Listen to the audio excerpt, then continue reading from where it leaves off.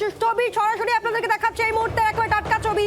মোথাবাড়িতে পৌঁছলো NIA, কারণ মোথাবাড়িতে যে ঘটনা, নজিরবিহীন ঘটনা আপনারা দেখেছেন, যেখানে 13 ঘন্টা ধরে একেবারে অবরুদ্ধ হয়েছিলেন বিচারকরা, জুডিশিয়াল অফিসাররা, এবং এই ঘটনায় সুপ্রিম কোর্টে ভৎসনার মুখে পড়ে প্রশাসন, পুলিশ, শোকজ করা হয়। আর নির্বাচন কমিশন সুপ্রিম কোর্টের নির্দেশ মোতাবেক এনআইএ তদন্তের নির্দেশ দেয়। এনআইএ টিম পৌঁছে গিয়েছে মোথাবাড়িতে, সরাসরি সেই ছবি আপনাদের সামনে রাখছি।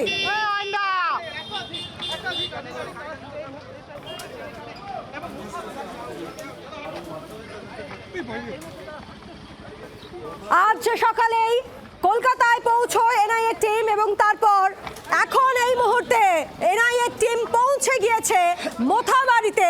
সেখানে পুরো পরিস্থিতি বিবেচনা করবেন, তথ্য সংগ্রহ করবেন তারা, এবং আদালতকেও দেবে। আমরা কথা বলবো, অয়ন আমাদের সঙ্গে রয়েছে। অয়ন, আমরা দেখছি মোথাবাড়িতে পৌঁছে গেল টিম, এনআইএ টিম। ফরাক্কা ব্যারেজের ওপর দীর্ঘ যানজটে আটকে থাকার পরে অবশেষে এই মুহূর্তে যখন তোমার সাথে কথা হচ্ছে তার ঠিক 2 মিনিট আগে মালদহের মোথাবাড়ি থানাতে এসে পৌঁছলো এনআইএর তদন্তকারী দল, এবং তারা সব মিলিয়ে 12টি গাড়ি নিয়ে এসছে। যে 12টি গাড়ির মধ্যে অন্তত 6টি গাড়িতে 6 জন করে কেন্দ্রীয় আধা সেনা রয়েছে। এই অবস্থায় নিশ্চিদ্র নিরাপত্তার বেষ্টনী, এবং আমরা এর আগেই বলছিলাম যে মোথাবাড়ি থানার সামনে সেখানে আগে থেকে 1 কোম্পানি কেন্দ্রীয় আধা সেনা তাদের নিরাপত্তার স্বার্থে মোতায়েন রাখা ছিল। এই মুহূর্তে মোথাবাড়ির যে বিডিও অফিস, এই বিডিও অফিস তার যে মোড়, এই মোড়ে এই মুহূর্তে দাঁড়িয়ে রয়েছে এনআইএ, এবং তারা এখান থেকেই তাদের যে তদন্ত প্রক্রিয়া, যে কাজে তাদের আসা, তাদের যে প্রাথমিক রিপোর্ট যেটা 6 তারিখে তাদের জমা দিতে হবে, সেই তদন্তের প্রক্রিয়া তারা এই মুহূর্তে এখান থেকেই শুরু করতে চলেছে, এমনটাই সূত্রের খবর।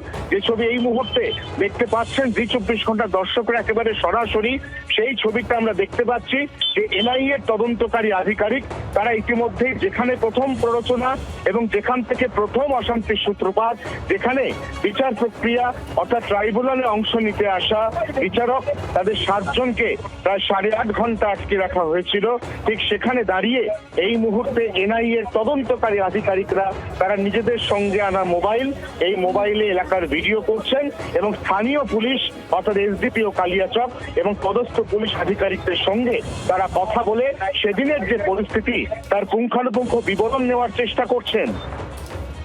একেবারে সেই ছবি আমরা দেখতে পাচ্ছি অয়ন।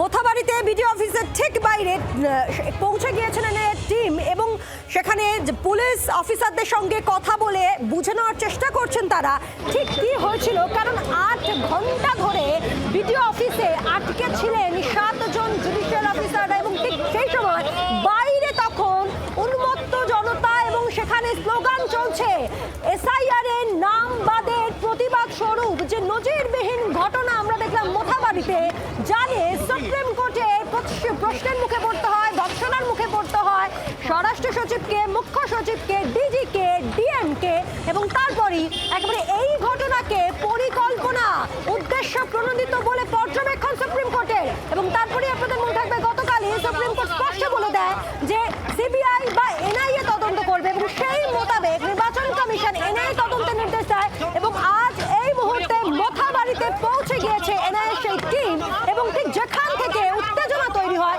গ্রাউন্ড জিরো, সেখানে পৌঁছে গিয়েছে টিমের সদস্য। বাংলার আওয়াজ, বাঙালির আবেগ, জি 24 ঘন্টা।